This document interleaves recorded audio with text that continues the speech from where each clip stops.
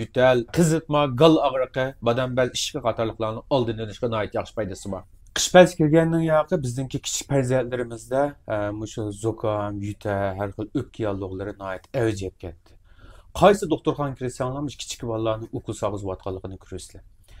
Endi oilada biz shuni qanday bitirab qilamiz degan chig'imizda, mushu bolalarimiz mushu yutilab yoki balg'ami chiqara olmay, sal qizishib, gelib bo'g'ilab, nafas olishini qiyinlashib, bunday ahvollar ko'rgan chig'ida bak oddiy usulda men deb beray.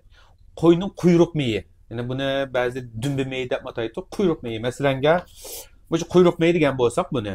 Quyruq miyini elib qo'limizga qozonni sus aşı qizdirib o'tda. Uningki mush quyruq miyini qozonniga giribga mundalar bir takusanglar. Buningki o'zi erib qozonga chiqadi.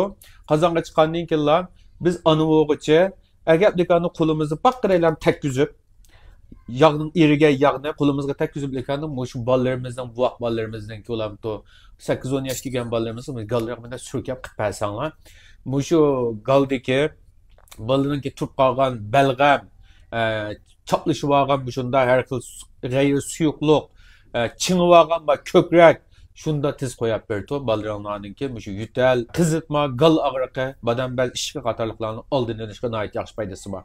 İkinci birisi çoğunlarda eğer bu şunda ettigen keşlerinde yatağıçıqda şu möre nerip etraf yaldığı olap ağırga adamlık ama şu koyununki kuyruk meyini yalpaklap adette çaplapıp yatsanlama ama şu möre nerip etraf yaldığınınki ağırıqını hatta yallığını qaytırıp berdi. Üçüncüden şu 100 günlük yutal yoki bo'lmasa kök yutal deb atab qo'yibmiz. Şu kuz qish fasllarida bak tuz yo'qdi kichik bolalarda 5 yoshdan 7 yoshgacha bo'lgan bolalarda.